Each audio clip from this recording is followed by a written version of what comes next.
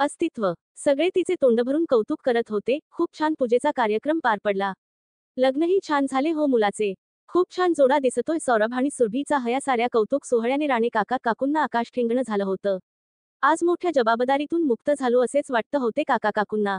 पूजा पार पडली, जेवणही झाली सर्वांची. सगळे नातेवाईक मित्रमंडळी छान गप्पा मारत बसलेत. इतक्यात राणे काकू उठून सर्वांना काहीतरी सांगायचे आहे म्हणत बोलू लागल्या.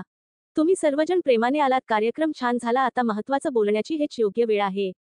सगळ्यांनाच उत्सुकता लागली, काय बोलणार आहेत काकू. मी आणि तुमचे काका आम्ही दोघंही पुढच्या आठवड्यात गावी शिफ्ट होतोय.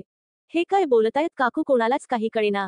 सगळ्यांचा कलकलाट सुरू झाला. काय झालं अचानक, असा निर्णय का घेतला. काकूंजवळ सौरभ आणि सुरभी आले आणि आमचं काही चुकलं का आई, डोळ्यात पाणी आणून विचारलं. काकू खूप प्रेमाने, नाही रे बाळा, कोणाचं काही चुकलं नाही. पण आता मला माझा संसार करायचा आहे. एवढी वर्ष झाली, आता मनासारखं जगू द्या. माझ्या अस्तित्वाशी माझी ओळख जी धूसर झाली आहे ती संपून जाण्याच्या आधी. आणि तुमच्या बाबांचा गावी जाण्यास होकार आहे. सौरभ, आई, बाबा तुम्ही काय बोलता, काहीच कळेना. आई सांग ना काय झालं. आई सांगते. माझ्या लग्नाला जवळजवळ 30 वर्षे होत आली. मी आनंदी आहे का. तर हो आहे, खूप आनंदी आहे. घरात सगळ्या सोयी सुविधा, पैसा सार काही आहे. सारं काही आहे, नक्कीच भरभरून आहे. कशाचीच कमतरता नाही. पण मी कुठे आहे, तर नाही, कुठेच नाही. लहान वयात लग्न झालं, सासूबाईंच्या हाताखाली तयार झाले. जे आज थोडं फार येतंय ते सासूबाईंमुळे. सासूबाई प्रचंड हौशी, प्रेमळ. त्यांनी माझ्यावर प्रेमाचा वर्षावच केला. जणू त्यांनी किती किती लाड केले, सारी हौस मौज पुरवली. मला हवं नको ते मी सांगायच्या अगोदर त्यांना कळायचं. टचकन काकूंच्या डोळ्यांत अश्रू तरळले.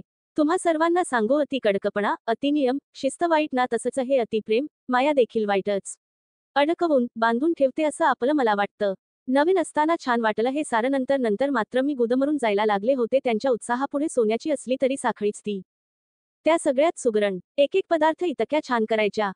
दिवाळीचे पदार्थ, उन्हाळी वाळवणं, सणावाराचा स्वयंपाक हातालाच चव. त्यांच्या रोज पहाटे 5च्या आधी उठून सडा रांगोळी, देवपूजा, नाश्ता, जेवणाची तयारी, आल्या गेल्यांची सरबराई किती किती हौसेने करायच्या. थकवा नाही, कंटाळा नाही की कधी आळस नाही. पण मी ह्या सगळ्यात असूनही नव्हतेच कुठे. मी कोणती काम करायच्या आधी ह्यांचं नियोजन तयार. सुट्टीत कुठे फिरायला जायचं ते घरातली गौरी गणपती ते दिवाळी, ह्यांचं सगळंच आधीच ठरलेले. नैवेद्यापासून ते रांगोळीची डिझाईन, रंग कोणते भरायचे. हौसेने खरेदीसाठी जायच्या, भरपूर साहित्य खरेदी करायच्या. पण मलाही रांगोळी छान काढता येते, मलाही देवपूजा करायला आवडते. नवऱ्याला, सासू सासऱ्यांना, मुलाबाळांना माझ्या हाताचं मलाही खाऊ घालायचं असायचं. पण ह्यांच्या न रागवता प्रेमाने असू दे ग.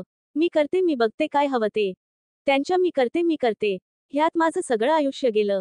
हौसेने, एकटीने, जबाबदारीने मलाही काही करायचं होत, माझ्या माणसांसाठी, घरासाठी. मी नोकरी नव्हते करत, माझं घरच माझं विश्व, त्यात मला सिद्ध करायचं होत स्वतःला. गंमतीने कधीतरी माझ्या मैत्रिणी चिडवायच्या, तुझं बरं आहे बाई, सगळी कामं सासूबाई करतात, तुला आरामच आराम. नाही तर आमच्या सासूबाई जागच्या हलतील तर शपथ. मी कधी आईला काही सांगितले, माझी आई म्हणायची, उलट खुश व्हायला पाहिजे तू, नशिबाने अशी सासू मिळते, सगळं करू लागतात तेही प्रेमाने. पण कोण सांगणार ह्यांना सगळ्यांना. मी त्या घरात फक्त एक अगदीच गरज लागली तर मदतीचा हात होते. पूर्णविराम. रांगोळी चुकून कधी काढलीच तर सासूबाई सारखी नाही जमली. आई, आजी खोबऱ्याच्या वड्या छान करते, तू नको करू, असं मूल म्हणाली की डोळे भरून यायचे. सणाला पुरणपोळी आईच्याच हाताची हवी, नवऱ्याच्या ह्या वाक्याने संताप व्हायचा माझा. मला संधी तरी मिळू दे, सवयीने मीही छान बनवेल. पण संधी नाही. मी सासूबाईंचा राग नाही करायचे, मी उलट उत्तर नाही दिले. मी माझी मर्यादा पाळत आले नेहमीच. हे घर त्यांचं होत, त्यांनी कष्टानं उभं केलेलं. दिवसरात्र झिजल्या, पण हो पूर्णपणे त्या घरात मला सामावून जाऊ नाही दिलं. कुणालाही न दिसणारी एक कसली तरी रेषा होती हे खरं. किचनपासून अंगणातील तुळशीपर्यंत माझा सुगंध कधी दरवळलाच नाही. बंद कुपीत राहिला. माझ्या आवडीचे एखादं रोपट, फुल त्या अंगणात कधी फुललंच नाही. माझ्या आवडीचा पदार्थ नैवेद्य म्हणून कधी गौरी गणपतीने खाल्लाच नाही. रांगोळीतले रंग मला हवे तसे कधी खुललेच नाहीत. देवघरात माझ्या आवडीचे वस्त्र कृष्णाने परिधान कधी केलेच नाही. दिवाळीचे पदार्थ छान झालेत काकू असं कोणी कौतुकाने म्हणाले तर त्या गोड हसत म्हणायच्या, सुनेची ही बरीच मदत झाले.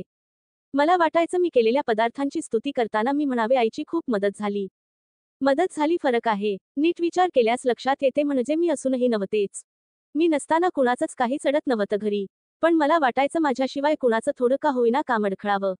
माझ्यावरही अवलंबून असावे कोणीतरी. मीच पाहिजे तिथे असा हट्ट. त्यांना सगळंच माहीत. आग हे सापडेना, कुठं ठेवलं असं विचारावं. पण असं नाही घडलं. म्हणून नात्याला मग ते कोणती मर्यादा ही हवीच. त्यातनं दिसणारी रेषा, त्याचे बंधन साऱ्यांनीच पाळावे. त्या कधीच मला रागवल्या नाहीत. मोठ्याने नाही बोलल्या, पण हा संसार रहाटगाडग आहे, अखंड चालणारं. ह्यात किती अडकायचं, कुठे थांबायचं हे ज्याचं त्याला कळायलाच पाहिजे. आपण एवढी वर्ष निगुतीने संसार केला, तो सुपूर्द करायची योग्य वेळ समजायला हवी असं मला वाटतं. त्या नवीन घरात तिला आपलेपणा वाटू द्यावा. कितीही आवडती गोष्ट असो, उशिराने मिळते, मग तोपर्यंत मन मरून जात. इच्छा, आकांक्षा, स्वप्न हळूहळू कोमेजू लागतात. नंतर कितीही फुंकर घातली तरी ते थोडेच फुलणार.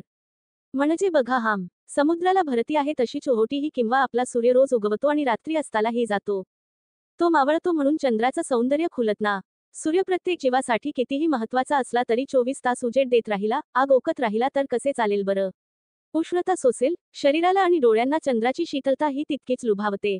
हवीहवीशी वाटते. ती रात्रीची त्याची शांतता, थंडावा, ती गुढता, ते मनमोहक रूप सूर्यापुढे झाकोळले जाईल जर सूर्य मावळलाच नाही तर.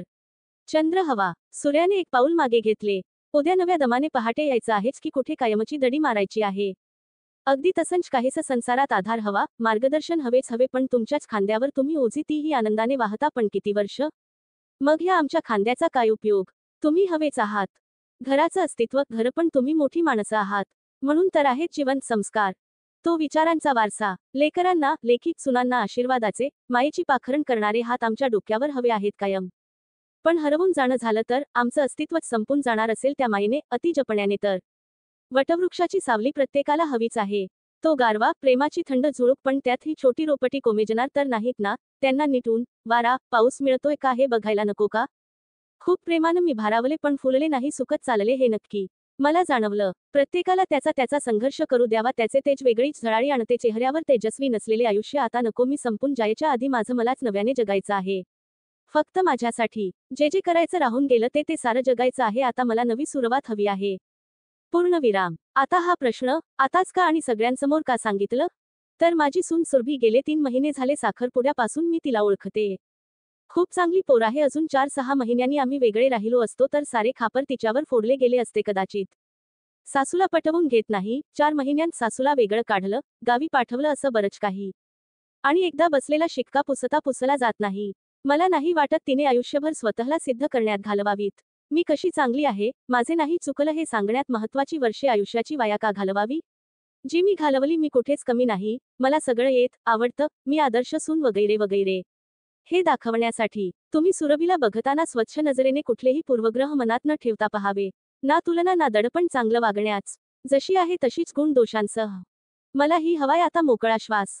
भरभरून ओंजळीत टाकायचा आहे माझ्याच. मला फक्त आनंद, गेलेला उत्साह, आत्मविश्वास, हुरूप परत मिळवून जगायचा आहे. ह्या दोघांना संसारात काही अडचण आली तर आम्ही आहोत कायमचं सोबत. आधार, प्रेम, सावली सारं काही आहेच, पण त्यांचं अस्तित्व त्यांना निर्माण करू दे. सगळ्यांनी उठसूट काय वेगळं राहावं का? तर नाही, अजिबात नाही. जर आधी मन वेगळी होऊन नंतर चुली वेगळ्या होण्यापेक्षा आधीच विचार करून एकाच घरात थोडी चुलीला आणि बाजूला गॅससाठी पण आनंदाने जागा केली तर. तडजोड, नवस्वीकरण. हा प्रत्येकाचा विचार आणि वैयक्तिक प्रश्न. तर वेगळं राहणं हा पर्याय मी निवडला एक सासू म्हणून माझ्यासाठी. मला गावी मोकळ्या हवेत आवडत, करमतं. सुरभी जॉब करते इथे. तिने करिअरला प्राधान्य द्यावे का घराला, ही तिची आवड. त्यामुळे तिने हे घर सोडण्याचा प्रश्नच नाही. माझी नव्याची नवलाई नाही, पण सुरुवात करावीशी वाटते. नंतर पश्चात्ताप नको का नाही केली ह्याची. सारेच जमलेले, आवाक झालेले. शब्दच फुटत नव्हता कोणाच्याच तोंडून. टाळ्यांचा कडकडाट करावा का? काका काकूंना नवीन आयुष्याच्या भरभरून शुभेच्छा द्याव्या. सगळेच निशब्द. नात्यांचा मानसन्मान आहेच, दुखावण्याचा हेतू नक्कीच नाही. सौ. विजया देसाई. व्यंकटेश सेरेनिटी, पुणे.